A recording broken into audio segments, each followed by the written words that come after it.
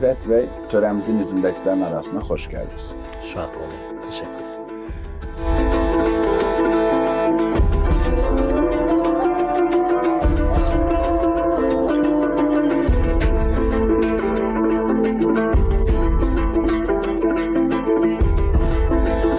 Özbək jurnalisti, teleaparıcısı, pedaqoqu, filologiya elmləri doktoru Şuhrat Aytov 1984-cü ildə Özbəkistanın Qaşqədəryə vilayətinin Ayritom kəndində anadan olub. Çoxuşaqlı ailənin son beşiyi olan Şuhrat Özbəkistan Milli Universitetinin Özbək Filologiyası fakültəsinin bakalavr, magistr və aspirantura pillələrində təhsil alıb. Onun radioya ziyarət, xaricdə babürşünaslıq, radio və televiziya kimi tədris və metodik monoqrafik kitabları, eləcə də 100-dən çox elmi məqalələri beynəlxalq jurnallarda dərc olunub. O, özbək ədəbiyyatşünaslığı, xüsusilə babürşünaslıq mövzusunda ABŞ, Türkiyə, Azərbaycan, Hindistan və Səudiyyə Ərəbistanında məruzələrlə çıxış edib. Onun məqalələri Zahirəddin Məhəmməd Babur ensiklopediyası, biblioqrafiya, Baburlar kimi nəşrlərdə yer alıb. Qonağımız eyni zamanda Özbəkistanda nəşr olunmuş telejurnalist toplusunun redaktoru olmuş və bir çox elmi bədii əsərlərin, sənətli filmlərin məsul redaktoru kimi fəaliyyət göstərmişdi. Onun xidmətləri Özbəkistan dövləti tərəfindən yüksək qiymətləndirilib. Şuhrat Aytov 2017-ci ildən Xalq Təhsili Əlaçısı fəxri adına sahibdir. 2021-ci ildən Özbəkistan Yazıçılar Birliyinin üzvü olan alim 16-cı Beynəlxalq Qızıl Qələm mükafatının baş milli mükafatı sahiblərindən biridir.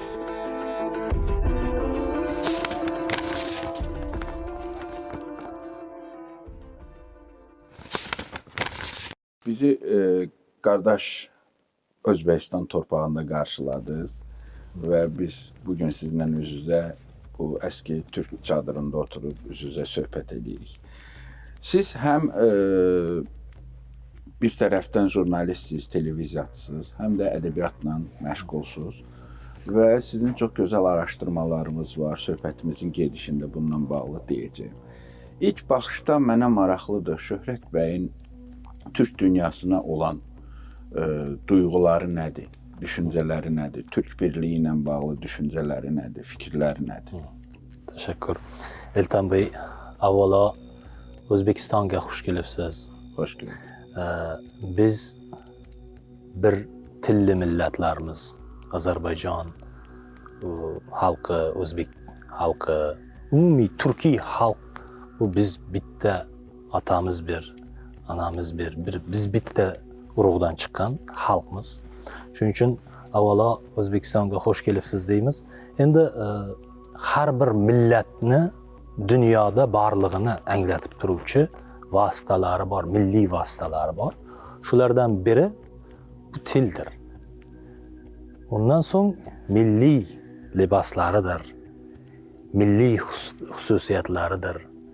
Bizni Turkiy dunyoning mushtarak qadriyatlari bor. Mushtarak qadriyatlari bor. Mana mushtarak qadriyatlari men Turkiy dunyoning deyarli juda ko'p mamlakatlarida bo'ldim. Ozarbayjonda bo'ldim. Turkiyada bo'ldim. Şuşada da olmuşsunuz diyor. Ha.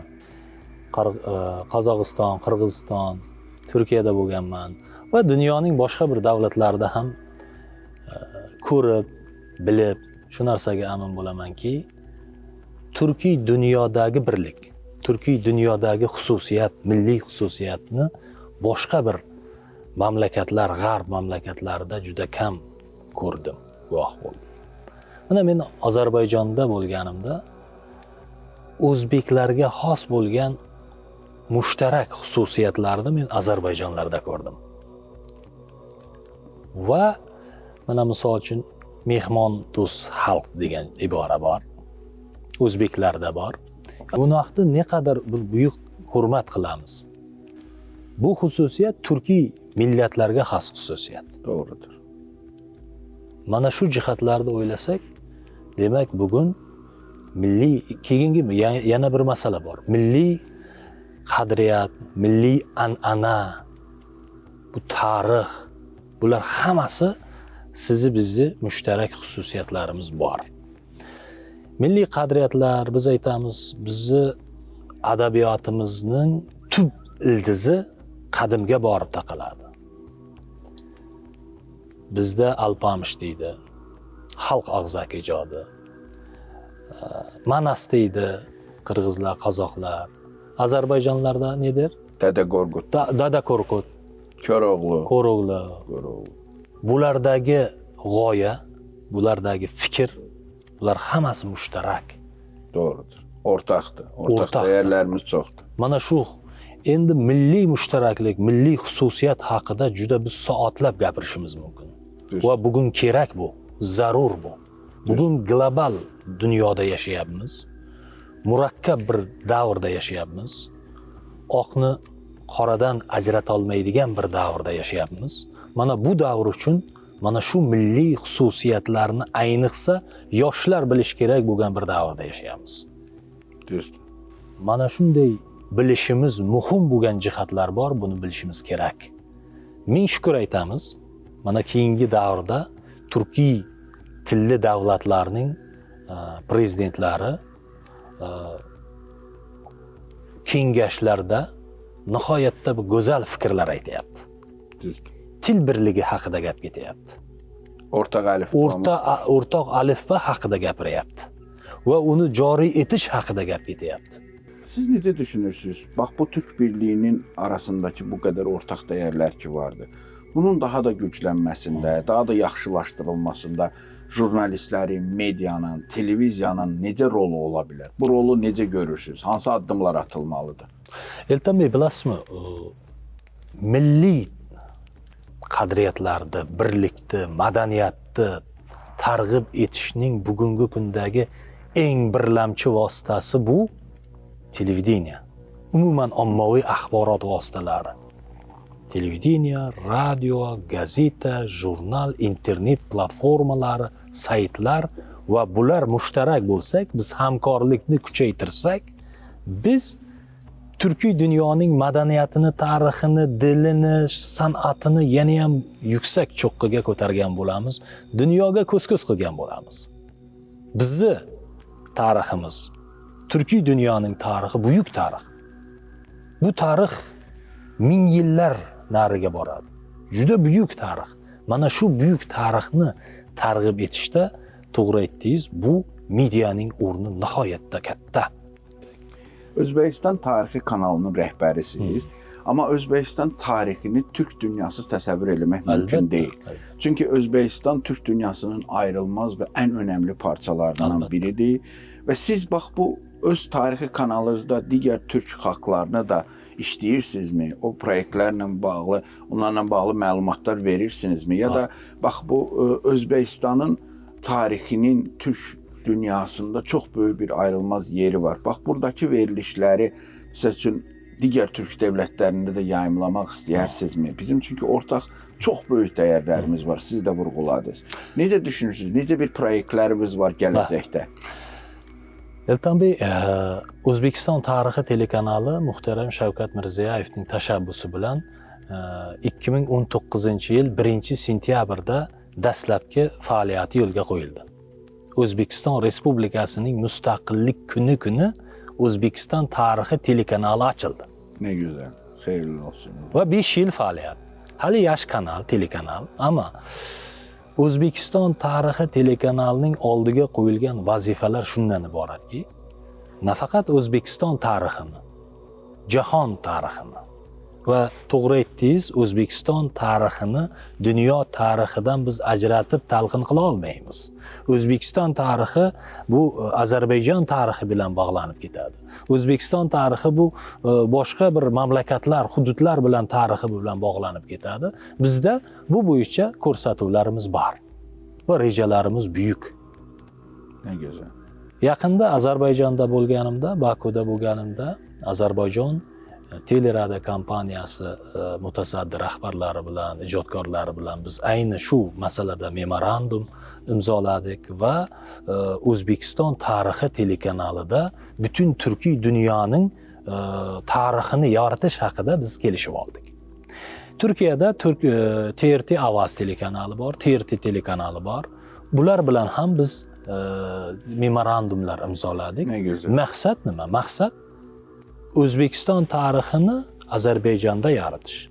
O'zbekiston tarixini buyuk o'tmishini Turkiyada yaratish va shuning barobarida Ozarbayjon tarixi, madaniyati, san'ati, buyuk o'tmishini O'zbekiston tarixi telekanalida yoritish haqida biz kelishib oldik. Bu bo'yicha biz qadamlar tashladik.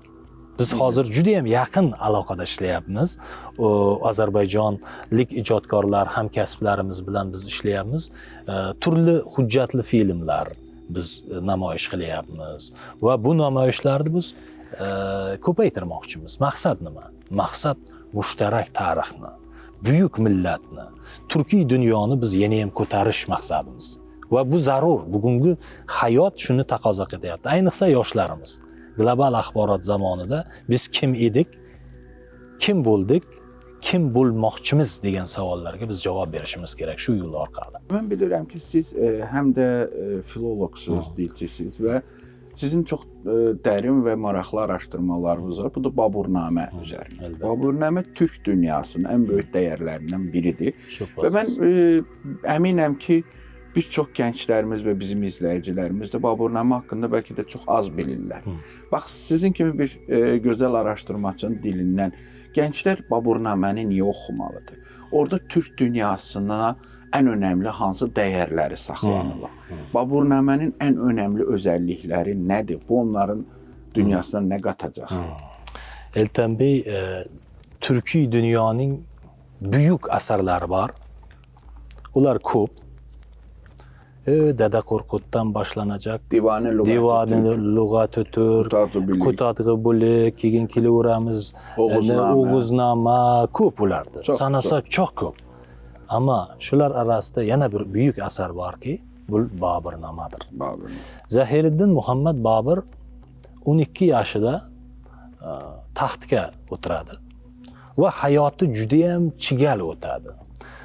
Hazrat Bobur ikki bahorni bir joyda nishonlamagan. Bu va shu hayoti mana shunday chigal bo'lishiga qaramasdan buyuk asar yaratadi, Baburnamani yaratadi. Baburnoma bugun xalqlarni birlashtiradigan asar sifatida talqin etkim keladi. Nega? Boburnomada 1700 dan ortiq tarixiy shaxslar haqida ma'lumot beriladi. Shoh Ismoil Xatay bilan bilasiz siz, Shoh Ismoil Xatay bilan Bobur nihoyatda go'zal do'st bo'ladi. Shoh Ismoil Xatay ham Bobur singari buyuk shoir edi. Ozarbayjonning buyuk farzandi edi. Bu ikkalasi do'st edi.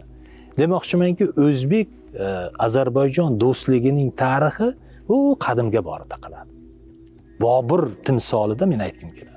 Keyin Boburnoma O'rta Osiyo tarixi, Afg'oniston tarixi va umuman Turon zamin tarixi va Hindiston tarixi haqida nihoyatda buyuk bir voqeliklar, ma'lumotlar beradigan buyuk asar.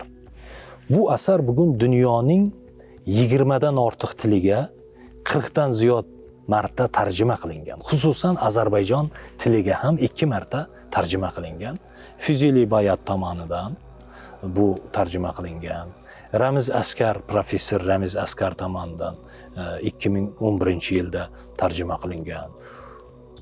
Boburnamani o'qisangiz, turkiy xalqlarning milliy xususiyatlari, etno madaniyati, turishi, yashashi, turmush tarzi haqida xuddi asarni o'qisangiz, tasavvurlar, ma'lumotlar xuddi hozir ko'rayotgandek tarzda beriladi.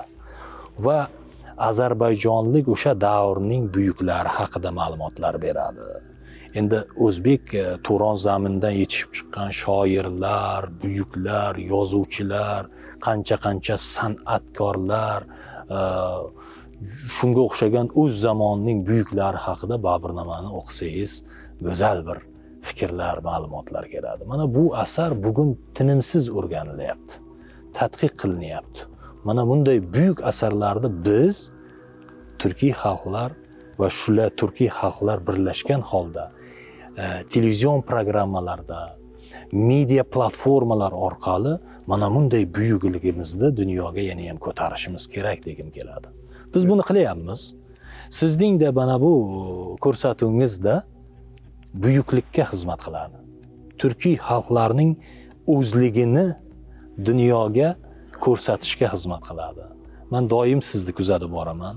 Bu dasturni kuzatib boraman, internet, YouTube platformalarida kuzataman va sizga alohida men tashakkur aytgim keladi. Buyuk bir tarixni, buyuk bir madaniyatni siz dunyo kezib yorityapsiz. Buning uchun alohida sizga tashakkur etaman. Var olasiz. Bugün biz gələcəyə baxırıq. Böyük Turana baxırıq, Böyük Türk birliyinə baxırıq, Turan birliyinə baxırıq və evimizdə balalarımızı yetişdiririk. Siz də bir atasınız və bir ziyalı kimi, bir aydın kimi. Bax, Türk uşaq ədəbiyyatını biz yenidən dirçəltməliyik və onları Türk kimi yetişdirməliyik, Türkistanlı kimi yetişdirməliyik, Turanlı kimi yetişdirməliyik. Siz necə düşünürsünüz? Bax, bu yeni uşaq ədəbiyyatı yaranmalıdırmı Türk dünyasında və bunun bir yolunu necə görürsünüz? Bolalar adabiyoti Turkiy dunyoni bog'lab turuvchi adabiyot biroz kam tadqiq qilingan, biroz hali o'rganishi kerak bo'lgan sohalar deb bilaman. Nega? Bugun o'zbek xalqining farzandi yoshligidan, bog'cha yoshligidan maktablarda Ozarbayjonning buyuklari haqida bilmasligi kerak. Turk dunyosining boshqa bir davlatlarining buyuklari haqidagi ijodini bilmaslik kerak. Ertaklar, masallar, bular bolalar adabiyotiga singdirilishi kerak. Ular ruhiga, yuragiga yetib borish kerak va ularda millat degan tuyg'uni shakllantirish kerak. Biz birmiz, biz bitta xalqmiz, biz buyuk turk bir xalqmiz, turkiy xalqmiz degan bir hayqiriq paydo bo'lishi kerak. Buni nima tarbiyalaydi desangiz, buni faqat adabiyot orqali bolaning, farzandning, yoshning yuragiga, qalbiga singdirish kerak. Boshqa yo'li yo'q. Boshqa bugungi kunda yo'li yo'q. Albatta, buning endi elektron formalarini yaratish kerak. Taklifim bugun yani o edebiyatın üstünde çizgi filmleri hazırlamak olar, uşaq filmleri hazırlamak olar, uşaq serialları hazırlamak olar. Albatta, bolalarni faqat adabiyot deganga kitoblar emas, bugungi zamonaviy filmlar, kinolar, multiplikatsion filmlar, multfilmlar shaklida ham bugun biz bolalar adabiyotini singdirishimiz kerak.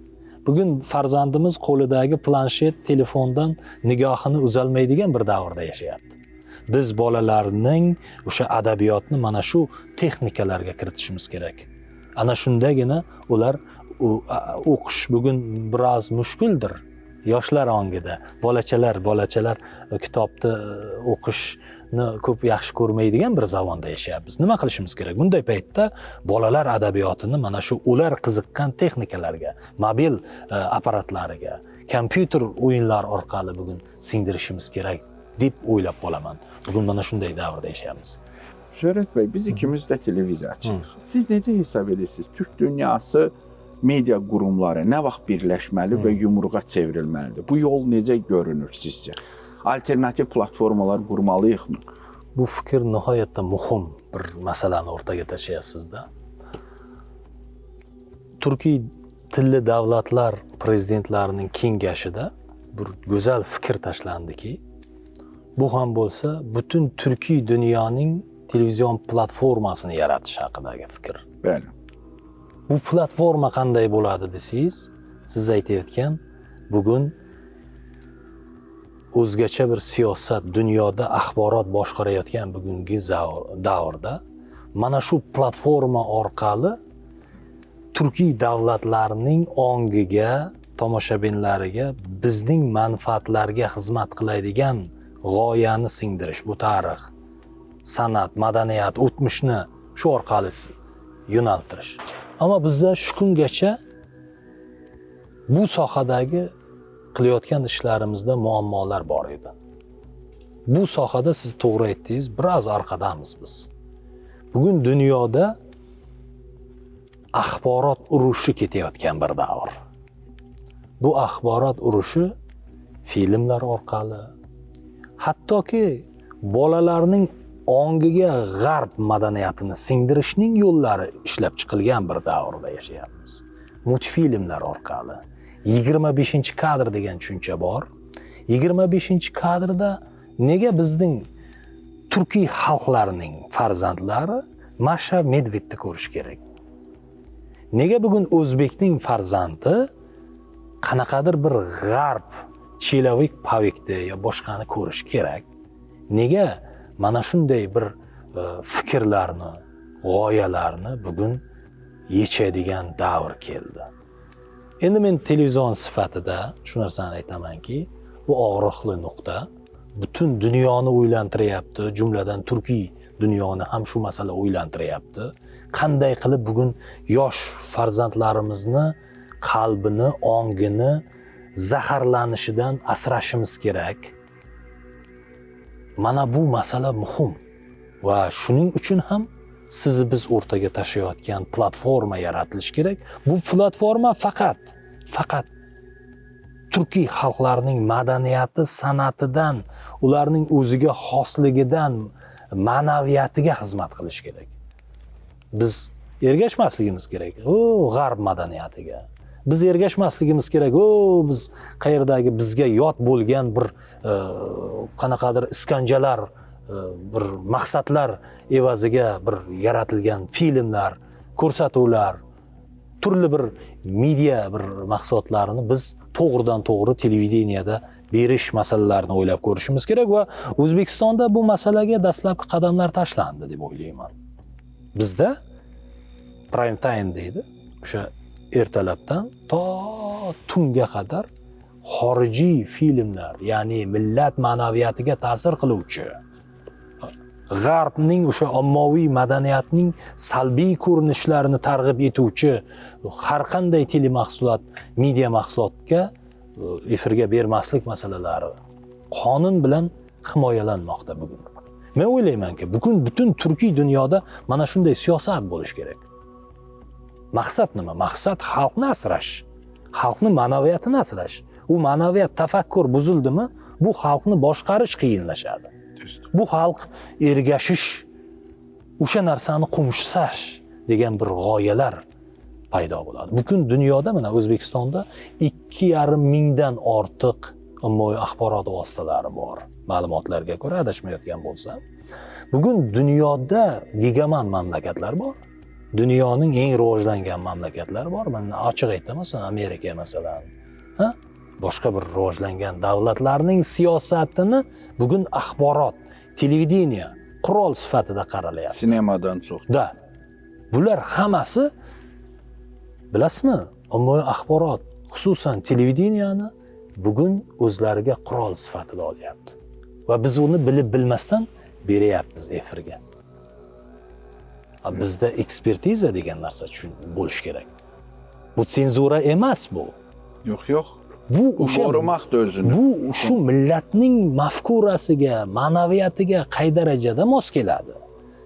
Nega biz kecha chiqayotgan qo'shiqchilarimiz, san'atkorlarimiz nega o'sha g'arbning yarim yalang'och bir hayotiga ergashishimiz kerak degan bir masala kelib chiqadi. Bugün Qərb bizə jurnalistikanın qaydalarını öyrədirdi dünənə qədər ki, bu düz olmalıdır, ədalətli olmalıdır. Qarabağ Savaşında biz gördük ki, Qərbin jurnalistikası ikili standart uygulamağa başladı. Dezinformasiya məlumatları verdi. Və bir televiziyası kimi, bir jurnalist kimi bugün biz görürük ki, süni intellektlər çıxmağa başlayıb. Və bu yapay zəkalar, bu süni intellektlərlə istənilən xəbəri fake eləmək olar, yalandan videonu fake düzəltmək olar, şəkili fake düzəltmək olar. Bax, bir televiziyası kimi Türk dünyasında bax, bu televiziyanın gələcəyini necə görürsünüz? Biz ötən yılı 2024 yılda Toshkentda bir forum o'tkazildi. Bu xalqaro forumning nomi dezinformatsiyaga qarshi kurashish, yolg'on ma'lumotga qarshi kurashish. Va bu Ozarbayjon media sohasining rahbarlari, O'zbekiston media sohasining rahbarlari bir joyda xuddi siz berayotgan savol o'rtaga tashlanyapti-da. Bugun dezinformatsiyaga, yolg'on ma'lumotga qarshi kurashish masalasi. Bugun dunyoni go'yoki yolg'on ma'lumotlar bosib ketdi. To'g'rimi? To'g'ri. Mana bunga endi nima qilmoq kerak? Birinchidan bugungi jurnalist nimani yoritishdan ko'ra, nimani yozishdan ko'ra, nimani yozmaslik madaniyatini ham bilish kerak.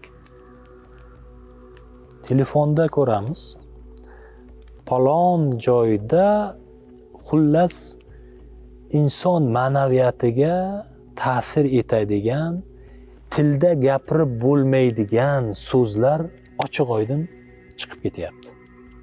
Bu nechog'liq muhim? Bu kimningdir kim bilan nimadadir faxsh bir narsa qilgan ishlari nechog'liq auditoriyaga muhim? Bu masalalar, mana bularning ko'plari yolg'on ma'lumotlar. Endi buning uchun siz aytdingiz, har bir tomoshabinni tarbiyalash ma'naviyati muhim o'rin tutadi. Bizda auditoriyamizda sizni bizni eshitayotganlar bor, ko'rayotganlar bor, ko'rmasdan o'tkazib yuborayotganlar bor. Nega bilasizmi? Chunki uning tafakkuridagi sizni ko'rsatuvlaringizning suhbatlariga ongli ravishda tushunib yetmaydigan auditoriya ko'p. Biz uni auditoriyani yaratib olish kerak. Bilimli, ma'rifatli, butun oqni qoradan dezinforfikni yaxshi bir farqlay oladigan biz shunaqa auditoriyani birinchi tayyorlab olishimiz kerak. U qachon tayyor bo'ladi desangiz, bu endi bir uchi ta'limga borib taqaladi. Maktablarga borib taqaladi. Maktablarda kitob o'qish bilan bog'liq masalalar. Bu ma'naviyatli xalq, ma'naviyatli yoshlar nimani ko'rish muhimu, nimani ko'rmaslik muhim emasligini u yurakdan, qalbdan o'zi tushunib yetish kerak mening nazarimda. Meni telefonimda ham ertalabdan juda ko'p masalalar keladi. Mening uchun ular qiziq emas. Lekin kimi uchundir u juda qiziq u. U butun hayoti mana shunga qurilgan. Ular uchun qiziq. Endi bunday holatda nima qilishimiz kerak sizni biz? Butun turkiy dunyo nima qilish kerak? Mana shunday holatda endi butun boshli media uyushmalar tuzilish kerak. Birlashmalar tashkil qilinish kerak.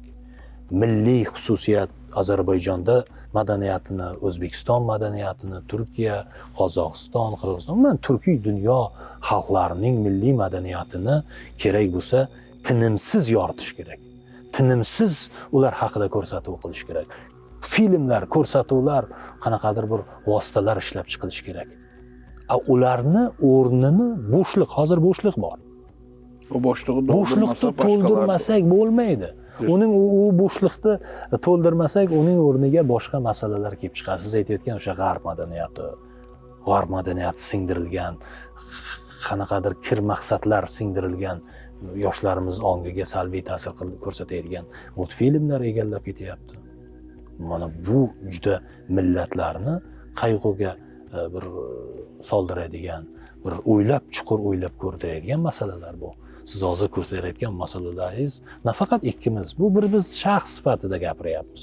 Lekin buni global bir miqyosda, davlatlar, hukumatlar miqyosida bu masalalar o'ylab ko'rilyapti hozir. Shuning uchun ham biz aytdik, o'sha turkiy tilli davlatlarda mana bir narsa o'sha kuzatuvchi sifatida mana ommaviy axborot vositalarida mana shunday buyuk uchrashuvlarni ko'rib boramiz va u yerda bitta bizni xursand qiladigan narsa faqat milliylik, milliy o'zlik masalalari ko'tarilib ketyapti. Alifbo birligi haqida mana Ozarbayjonda juda katta fikr aytildi. Hozir o'rta alifbo haqidagi qadamlar tashlanyapti. Yoki o'sha platformaning yaratilishi haqida takliflar qabul qilindi. Bular hammasi nimaga xizmat qiladi? Bular hammasi sizni bizning madaniyatimizni targ'ibotiga, bir-birimizni chuqur anglashimizga olib keladi. Siz bilan biz boshqa bir millatning tilida gaplashmasligimiz kerak. Siz bilan biz o'rta tilda gaplashishimiz kerak. Bizni mana xuddi biz anglayapmiz-ku bir-birimizni. Bəli. Bizni farzandlarimiz ham xuddi shunday anglash kerak. Siz Toshkentga mehmonga keldingiz, men quchoq ochib kutib oldim. Nega bizni farzandlarimiz sizni farzandingiz bilan shunday bo'lmasligi kerak? Nega ular o'zbek tilini qisman bilmasligi kerak?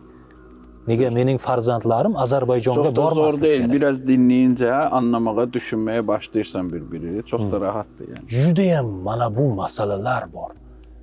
Mening farzandlarimni Ozarbayjonga olib borishim kerak. Bilasizmi? Sushaga bordik. Bu yerda Qarabağ masalasi bütün Ozarbayjonlarning og'riqli nuqtasi edi. Ming shukrki, shukrlar olsun, Çok şükür. go'zal bir maskanga aylandi. Va O'zbekiston prezidenti Mirzo Ulug'bek maktabini qurdi. Ko'rdik, ta'sirlandik. U yerda O'zbekistonda borgan o'quvchilar bor bu yerda. Biz ko'rdik. Ko'zlarida quvonch bor. Millat yoshlari bilan millat yoshlari bir-birini tabriklayapti. Xursand, ko'zlarida bir sevinch yoshlari bor. Mana birdamlik. Buni hech narsa bilan alishtirib bo'lmaydigan xususiyatlar Düz, bor. düz. Çok teşekkür edirəm. Sizinlə danışmaq, fikir bölüşmək çox maraqlı, çox xoş, çox sevindirici. Və ən önəmlisi mən öz digər dialektimdə danışdım. Siz özbək dialektində, mən Azərbaycan dialektində, amma ümumi türk dilində biz anlaşdıq. Albatta. Var olasınız, sağ olasınız hər şey üçün. Təşəkkür edirəm. Gəldiniz, rəng qatdınız. Minnətdarıq. Var olun. Sizga da tashakkur. Buyuk bir tarixni, madaniyatni, turkiy dunyoning kimligini dunyoga tanityapsiz. Men sizni dasturlaringizni doimiy ko'rib boryapmiz. O'zbek tomoshabinlarini sizni ham biladi, sevadi va o'ylaymanki, mana bunday ishlaringizda men o'zim nomimdan O'zbekiston tarixi telekanalining bir ziyoli jamoasi nomidan sizga alohida ham biz ham tashakkur bildiramiz.